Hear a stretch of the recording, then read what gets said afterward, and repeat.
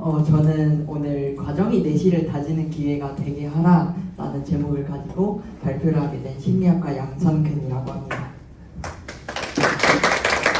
저는 일단 제목을 가장 마지막에 지으는 편이에요. 그래서 왜 이 제목을 고르게 되었냐면은 저는 사실 이 과제를 하면서 되게 많은 고민을 했던 것 같아요. 그래서 이제 과제 지시가 창의성이 있어야 한다, 강의 요약이 있어야 한다, 그리고 전공과 연관이 되어야 한다, 그리고 토론에서 배웠던 실전 과정들을 표현을 해야 한다 등 여러 가지를 한 포트폴리오에 담아야 했기 때문에 생각보다 많은 고민이 필요했던 것 같아요. 그래서 아마 이러한 과정들이 또 내실을 다지게 되는 기회가 아닐까라는 생각을 해서 이 제목을 짓게 되었습니다. 네, 먼저 목차는 다음과 같습니다. 가장 먼저 특허 지식을 배워야 하는 이유에 대해서 알아볼 것이고, 다음으로는 한 학기 동안에 인상 깊었던 내용을 알아볼 것입니다. 다음으로는 배운 지식을 토대로 한 실전 과정, AI가 특허 발명도 가능한 이유, 마지막으로는 발전된 저에 대해서 소개를 해보도록 하겠습니다. 먼저 특허 지식을 배워야 하는 이유입니다.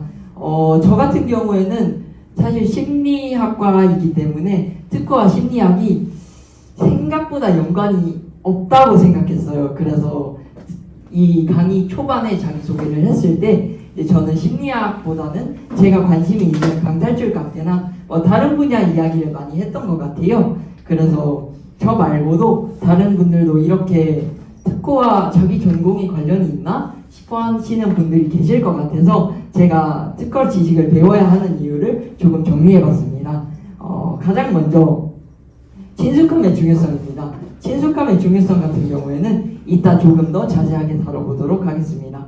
두 번째로는 기회의 활용인데요. 사실 교양 과목이나 일반 선택 과목에서 특허 관련된 지식을 배우기가 생각보다 어렵더라고요. 그래서 이러한 수업을 들으면서 기회를 잘 활용하는 것이 중요하다고 생각했기 때문에 넣어뒀습니다.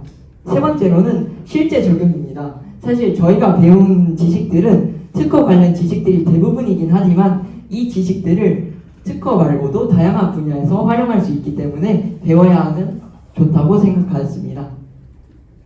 네, 그러면 이제 친숙함의 중요성에 대해 조금 더 자세히 알아보겠습니다.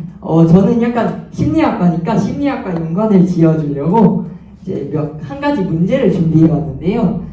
이 문제 같은 경우에는 각 카드에는 한 면에 글자, 다른 면에는 숫자가 적혀 있습니다. 네, 그래서 카드의 한 면에는 모음이 있는데 다른 한 면에는 홀수가 있어야 한다는 규칙을 검증하기 위해서는 어떤 카드를 뒤집어야 할까요? 라는 문제인데요. 혹시 풀어보실 분이 있으시면 지원해서 말씀해 주시면 되겠습니다.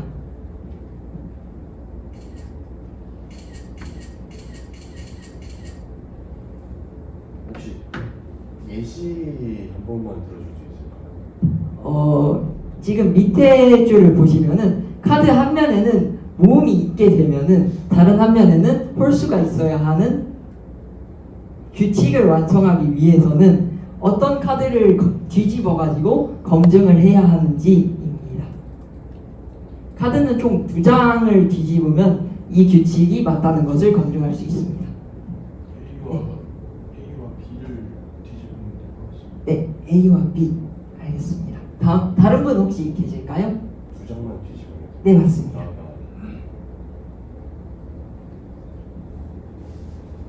C와 D. 네, 알겠습니다. AC 중에 하나, BD 중에 하나를 선택해서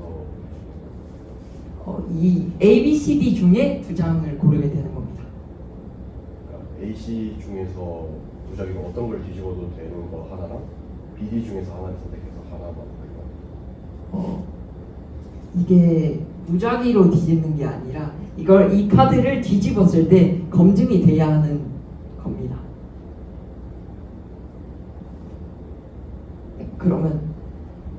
그렇다면은 이제 조금 더 다르게 여쭈어 볼 건데요. 맥주를 마시고 있다면 반드시 20살 이상이어야 한다라는 규칙을 검증하기 위해서는 어떤 카드를 뒤집어야 할까요?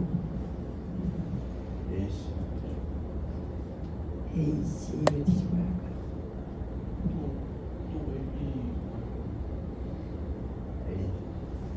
AD일까요? 네. 두 장을 뒤집어야 합니다. 네, 일단은 정답을 먼저 말씀을 드리면은 A와 D입니다. 이게 왜 그러냐고 하면은 A는 지금 맥주를 마시고 있습니다. 그러면은 이제 신분증 확인을 해야겠죠? 그래서 D 카드를 뒤집어서 이 아이가 몇 살인지를 확인을 해야 할 것이고요. D 같은 경우에는 이제 19살입니다. 그래서 만약에 뒤집었을 때 맥주를 들고 있지 않다면 이 규칙에 맞게 되는 것이고, 맥주를 들고 있다면 이 규칙에 어긋나는 것이 될 것이죠. 네, 그래서 이 실험의 목적이 무엇이냐라고 하면은 첫 문제를 보셨을 때는 A, D라는 답이 나오지 않았어요. 그래서 A, B, C, D, 뭐 A, C 이런 다양한 답들이 나오게 되었는데 D로 가시면은 A, D라는 정답을 많이들 선택하게 되셨을 거예요. 그래서 이 결과가 의미하는 바는 무엇일까라고 하면 바로 친숙함의 여부가 지식의 인출과 관련이 있다는 것인데요. 위의 문제 같은 경우에는 이제 생소한 것이기도 하고 이제 잘 겪어보지 못했던 과정들을 거치게 될 거예요. 하지만 밑에 문제 같은 경우에는 뭐 생활 속에서 자주 접할 수 있고 약간 익숙한 문제들일 거예요. 따라서 사람들은 이제 두 번째 문제에서 정확하고 빠른 결론에 도달할 수 있게 되는 것입니다. 이 실험의 결과를 적용해 보자면 특허 지식을 배워야 하는 이유를 알 수 있는데요. 특허 지식을 배워야 하는 이유는 미래에 이제 특허 관련 문제에 맞닥뜨렸을 때 그 문제를 정확하게 인지하고 빠르게 해결할 수 있기 때문이라는 결론을 지을 수 있게 되는 것입니다. 네. 두 번째로는 이제 한 학기 동안 인상 깊었던 내용인데요. 저 같은 경우에는 이 수업을 통해서 제가 갖고 있던 다양한 특허에 대한 오해를 해결해 주었는데요. 특히 특허를 등록했다는 것은 한 과정의 끝이라고 생각을 했는데 다른 한 과정의 시작이었을 것이고 특허권은 무조건 얻는 것이 좋다고 생각하였는데 이게 특허를 증명하기 어려우면 노하우를 유지하는 것이 오히려 더 낫다는 그런 다양한 오해를 해결해 줬던 것 같습니다. 그래서 이 중에서 제가 가장 기억에 남는 몇 가지만 줄여봤는데요. 가장 먼저 특허 등록의 3가지 원칙입니다. 저는 특허 등록이 특별하고 어려운 과정이라고 생각했습니다. 하지만 강의를 배우면서 거절 이유가 없으면 특허 등록이 가능하다라는 사실이 흥미로웠는데요. 실행함의 가치를 보여주며 방치하지 말고 일일이 챙겨야 한다는 것을 통해 선출원주의를 지킬 수 있는 방법을 배웠고 No 액션, no change라는 구절을 통해 생각을 실천으로 옮기는 것이 가장 중요하다는 것을 알게 되었습니다. 신규성과 진보성 같은 경우에는 출원 전 공지 기술과 동일하지 않고 기존 기술, 그 기술로부터 용이하게 발명되지 않아야 한다는 것인데 대부분의 특허 거절 사유 중에 진보성이 가장 거절이 많이 된다고 배웠어요. 그래서 이 진보성을 확보하기 위해서는 먼저 불편한 점을 찾아야 할 것이고 이 불편한 점을 통해 이 불편한 점을 구체적으로 파고들어 특허 포인트를 발견해내 이제 설득 논리를 부여해야 한다는 것을 배웠습니다. 따라서 평소에 불편하다고 생각했던 점이나 창의적인 생각을 생각날 때마다 적어놓아야 한다는 것이 가장 중요하다고 느꼈습니다. 저는 특히 설득 논리에 초점을 맞추게 되었는데요. 비즈니스 아이템과 기술이 세상에 넘쳐나는 만큼 진보성을 확보하는데 어려울 것으로 생각을 하였고 따라서 비슷하다고 해석할 수 있는 기술이더라도 설득 논리를 잘 펼치는 것이 가장 중요하다고 생각을 했습니다. 네, 두 번째는 특허적 사고방식이었습니다. 특허적 사고방식은 크게 4가지로 나뉘었었는데요. 가장 먼저 마감기간과 달성 목표를 마감기간 후 달성되어야 할 목표를 설정하고 목표에 대해 자신이 진정으로 원하는 것이 무엇인지 판단하는 과정이었는데요. 이를 통해 이제 목표를 수정하기도 하고 목표를 유지하기도 합니다. 다음 과정으로는 이제 무엇의 의미를 체크하는 것이었는데요. 이제 항상 평소에 사용하는 용어의 의미를 체크하는 과정이었습니다. 세 번째 과정은 이제 왜 그래야 하는지 과정이었는데요. 이는 당위성을 부여하는 과정으로서 이제 의사 결정을 하게 된 이유가 어떤 것인지 체크하고 꼭 해야 할 것인지 아니면 하지 않아도 되는 것인지 판단하는 과정이었습니다. 마지막으로는 목표를 달성하기 위해 어떻게 해야 하는지 필요한 과정이 무엇인지 판단하는 과정이었습니다. 따라서 이 과정은 특허 관련 뿐만 아니라 다양한 분야에서도 적용이 가능하다는 것을 알게 되었고, 저 또한 이제 이후에 실전 과정에서 이 특허적 사고방식을 통해 한번 실천을 해보았습니다. 네. 세 번째로 제가 기억에 남았던 것은 기회와 위기입니다. 사실 기회라 생각하면 기회, 위기라 생각하면 위기. 이는 사실 심리학적 측면이 많이 적용되어서 인상이 깊었는데요. 특히 가장 먼저 떠올랐던 것은 자기충족적 예언이라는 것이었습니다.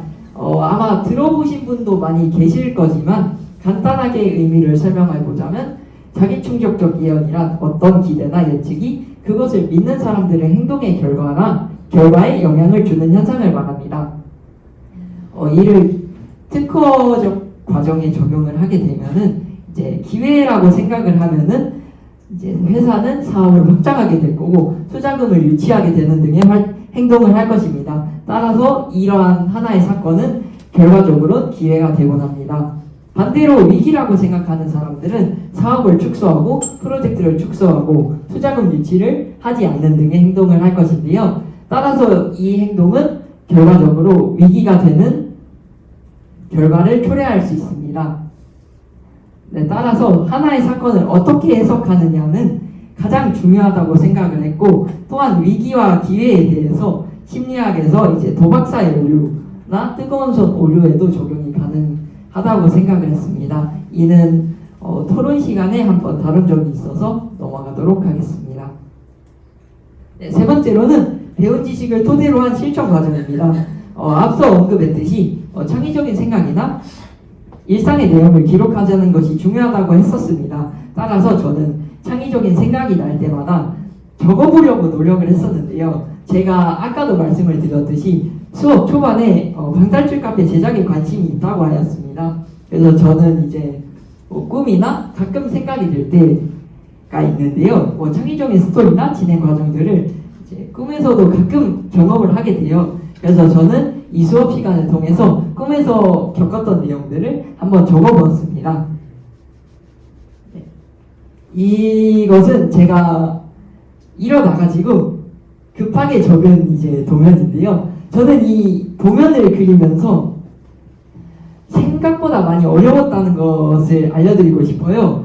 이제 수업에서 다뤘었듯이 생각을 글이나 메모로 적어두지 않으면 금방 휘발된다고 배웠었는데 이 생각이 생각보다 많이 빠르게 날아가더라고요. 그래서 제가 도면을 그리는 과정에서도 이게 어떤 내용이었지? 이게 어떤 과정으로 이어지게 되었지? 라는 생각을 많이 했던 것 같아요. 그리고 또 생각을 그림으로 옮긴다는 것 자체가 이게 현실적인 도면과 생각이 조금 다를 수가 있어요.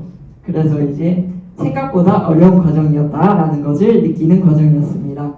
그래서 생각을 구체화할 수 있는 방법을 이제 꾸준히 연습하다는 것이 중요하다고 생각했고, 아무리 터무니없다고 생각하는 거여도 일단 적어보면 이제 발전해 나갈 수 있는 과정이 될 수 있다는 것을 알게 되었습니다. 실제로 제가 꿈에서 겪었던 내용은 한 40% 정도밖에 기억이 나지 않았어요. 그래서 이제 적어가면서 이게 어떻게 됐으면 좋겠다라고 이후에 생각을 하게 되면서 완성된 도면이었습니다.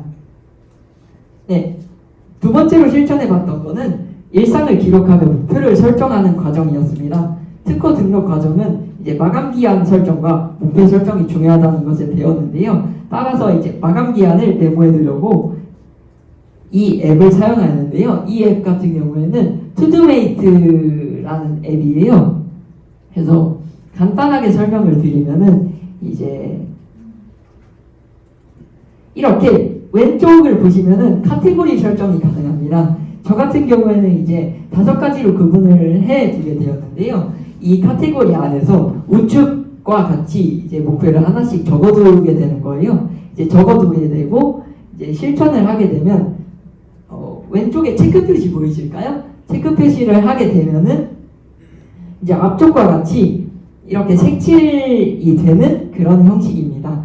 저는 이 과정을 이제 2024년 2월부터 현재까지 꾸준히 하고 있고요. 이게 마감 기한과 뭐 일상의 목표들 그리고 수익 지출 관련 것들도 다 적어두고 있습니다. 네, 그래서 이 앱을 적용하면서 저는 특허적 사고 방식이 수입 지출을 적는 과정과 연관이 있다고 생각을 했습니다. 그래서 가장 먼저 첫 번째 과정이었던 목표를 설정하는 과정은 제가 매월 1일과 15일에 작성하는 예산 계획과 관련이 있다고 생각했어요. 두 번째로는 이제 용어를 체크하는 과정이었습니다. 용어를 체크하는 과정은 이제 지출 항목에 이름을 붙여주는 과정과 연관이 있다고 생각했습니다. 만약에 점심을 먹었다라고 하면은 식비 항목으로 들어가게 되고 버스를 타고 어디를 갔다라고 하면 교통비라고 하는 이름을 지어주게 되면서 이 돈이 어디서 나갔는지 아니면 또 어디서 왔는지라는 것을 용어를 붙여주게 되는 과정이었습니다. 세 번째는 당위성을 부여하고 왜 그렇게 사용했는지 이러는 과정이었는데요. 저는 이 과정 또한 이 돈을 왜 사용하게 되었는지, 이 돈이 왜 어디에 필요한지 이 과정과 매우 연관이 있다고 생각을 했어요. 그래서 이 돈을 여기에 쓰는데 진짜로 필요한 것인지 한 번 더 생각을 하게 되면서 실제로는 과소비를 많이 줄여나가는 과정이 되었습니다. 마지막으로는 이제 어떻게 수행하는지라는 실천 방안이었습니다. 이 과정은 이제 목표 금액을 달성하기 위해서는 어떻게 해야 하는지라는 과정과 매우 닮아있다고 생각을 했습니다. 그래서 만약에 100만 원을 모으겠다라고 하면은 소비를 줄일 건지 아니면 뭐 예적금을 통해서 이자를 통해서 100만 원을 만들 것인지 아니면 투자를 통해서 100만 원을 채울 것인지 라는 과정과 매우 닮아있다고 생각을 했습니다. 네 번째로는 AI가 특허 발명도 가능한 이유에 대해서 말씀을 드리고 싶었어요. 저희가 이제 한 학기 동안 특허와 관련한 지식도 배웠지만 AI로 특허 발명을 해보는 시간도 가졌었어요. 그래서 AI 중 특히 챗 GPT가 이제 다양한 특허 아이디어를 내는 강의가 있었는데 챗 GPT가 한 문제에 대해서 다양한 방안을 추천해주는 모습을 보였습니다. 네, 이런 식으로요. 네, 그래서 저희는 이제 챗 GPT나 다른 AI들은 창작의 영역까지는 불가능하다라는 것을 알고 있었는데 어떻게 다양한 아이디어를 추천해줄 수 있을까라고 의문점을 제시해서 저는 또 한 가지 문제를 가져와 봤는데요. 네. 이거 칼 덩커라는 사람은 유명한 심리학자입니다. 이 유명한 심리학자가 이제 이후의 사람들이 지식뿐만 아니라 어떠한 것이 중요할 것인지를 판단하기 위해서 문제를 만들게 되었는데요. 한번 말씀을 드리면은 여러분들은 의사가 됩니다. 여러분들 앞에는 이제 악성 종양을 가지고 있는 환자가 있게 되는데요. 이 환자에게 수술을 하는 것은 아쉽게도 불가능합니다. 하지만 종양이 제거되지 않으면 이 환자는 사망을 하게 되는데요. 그런데 이 종양을 파괴하는데 한 가지 방법이 있습니다. 그것은 바로 한 레이저를 활용하게 되는 건데요. 만일 그 레이저가 충분히 강한 강도로 한 번에 그 종양에 도달하게 될 경우 그 종양은 당연히 제거가 됩니다. 하지만 이 강도로 레이저가 종양에 도달하게 되면 그 도달하는 과정에 있는 장기들까지 모두 파괴가 됩니다. 반면에 낮은 강도로 종양에 도달하게 되면 다른 신체 조직은 피해를 보지 않지만 이 종양마저 제거되지 않는 모습을 보이게 됩니다. 건강한 신체 조직을 유지하는 동시에 종양을 제거하는 방법에는 어떤 것이 있을까요? 라는 질문인데요. 혹시 이것도 조금 시간을 드릴 테니까 방법을 말씀해 주시면 감사하겠습니다. 참고로 이 문제 같은 경우에는 처음 이 문제를 볼 때 30%가 안 되는 정답률을 보이고 있어요. 그래서 아마 맞추시게 되면 조금 상위권이지 않을까 싶습니다. 다양한 각도로 레이저가 한 곳에 집중되게 조사하면 그게 모인 지점에는 에너지라든가 열량이 충분히 크게 작용해서 종양 타겟이 되는 종양만 파괴할 수 있을 것 같습니다.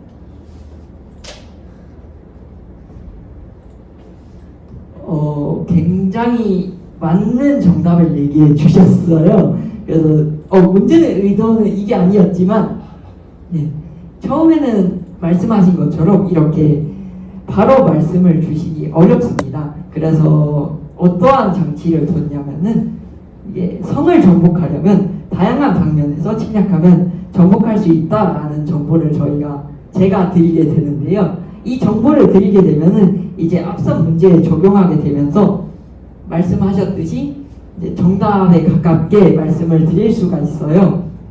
그래서 이 문제가 의미하는 바가 무엇인가 라고 하면은 네, 이렇게 정답이 나오게 되는데요. 네, 이 문제가 의미하는 것이 무엇이냐라고 하면은 저희의 지식은 생각보다 많은 것을 알고 있고 충분하다는 사실이에요. 그래서 이 지식을 어떻게 꺼내느냐, 그리고 어떠한 지식과 어떠한 지식을 연결시키는가라는 문제에 있었는데요. 단지 연관짓는 과정이 발생하지 못했기 때문이라고 판단을 할 수 있습니다.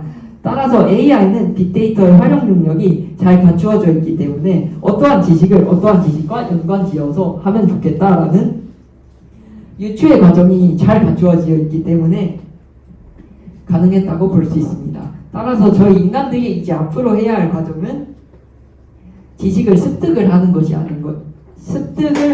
아닌 이 지식을 어떻게 꺼내느냐, 어떻게 연관을 지어서 유추의 과정을 만들게 되냐라는 능력이 중요할 것이라고 생각을 했습니다. 마지막으로는 이 수업을 통해 발전된 저에 대해서 잠깐만 소개해 드리도록 하겠습니다. 이렇게 한 학기 동안 특허라는 것에 대해 깊이 있게 배웠는데요. 이제 회사에서 지식재산과 특허가 중요하다는 것을 알게 되었고 하나의 물품에도 여러 개의 특허가 있다는 것을, 특허 소송도 끊임없이 발생하고 있다는 것 등 지식재산에 대해서 많이 배웠습니다. 따라서 강의를 듣고 난 후 특허와 관련된 목표를 설정할 수 있었습니다. 가장 먼저 저는 키프리스 활용 능력에 대해서 배웠는데요. 강의마다 이제 토론학습으로 한 주 동안의 실천 계획을 달았었는데 그중 저는 이제 방탈출 카페들도 특허를 가지고 있는지 궁금하다라는 의견을 낸 적이 있었습니다. 따라서 이제 강의에서 다뤘던 키프리스 사이트를 통해 검색을 해보았는데요. 방탈출이라는 용어로 검색을 해봤는데 175건이라는 상표가 검색되었습니다. 그래서 제가 알고 있는 것, 흔히 아는 방탈출 카페들도 모두 300건이 등록되어 있다는 것을 알 수 있었습니다. 두 번째로는 지식재산과 관련된 자격증이 있다는 것을 발견하게 되었습니다.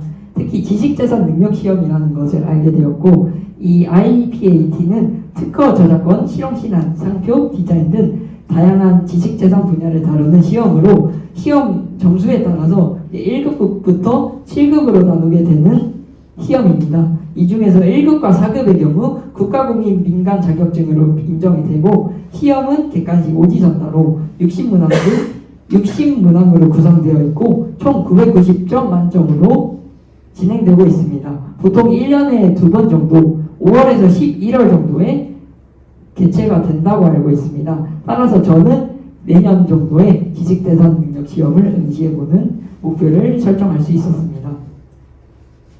마지막으로는 아이디어 경진대회입니다. 학교 내에서 개최하는 것인데 크게 지식재산 융합인재 양성 사업 중 하나로 알고 있어요. 이 대회 같은 경우에는 2024년 2학기 기준 발명 특허 경진대회, 비즈니스 아이디어 경진대회가 있었는데 이 수업도 지식재산 융합인재 양성 사업 중 하나이기 때문에 이 대회들이 있다는 것을 알게 되었습니다. 따라서 기회가 된다면 이 아이디어 경진대회도 참여해보는 목표를 설정할 수 있게 되었습니다. 네, 이상으로 발표를 마치겠습니다.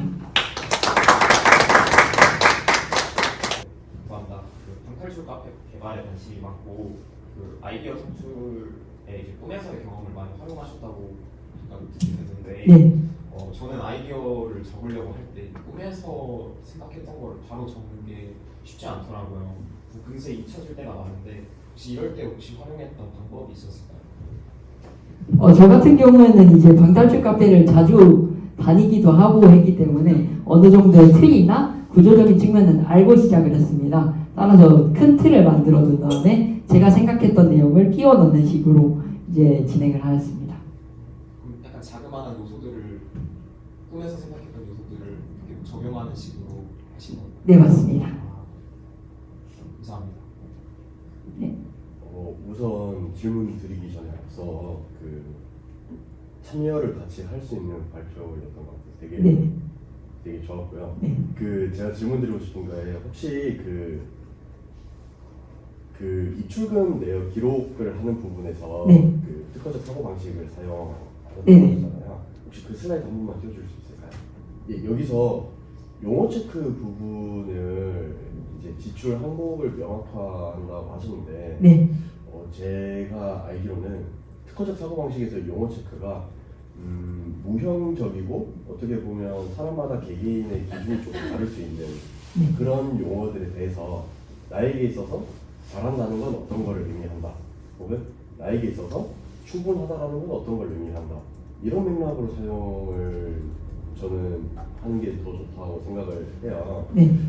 그래서 혹시 용어 체크를 저렇게 지출 항목을 명확화하기보다 가성비 있다 없다라던가 필요했다 필요하지 않았다라는 식으로 사용하는 것도 어떨지 질문을 드려주세요. 네, 좋은 방법이라고 생각을 하고요. 이 말씀해 주신 것을 예로 들자면은 2차 저희가 이제 술집을 가게 되면 술비가 나오게 되고 이제 2차로 가는 것이 있습니다. 그러면 이를 과연 식비로 포함을 할 것인가 아니면 노는 비용으로 포함을 할 것인가 라는 생각을 하는 것도 예시로 들 수 있다고 생각을 했습니다. 확실히 그런 경우는 좀 애매한 경우가 많죠. 네, 맞습니다.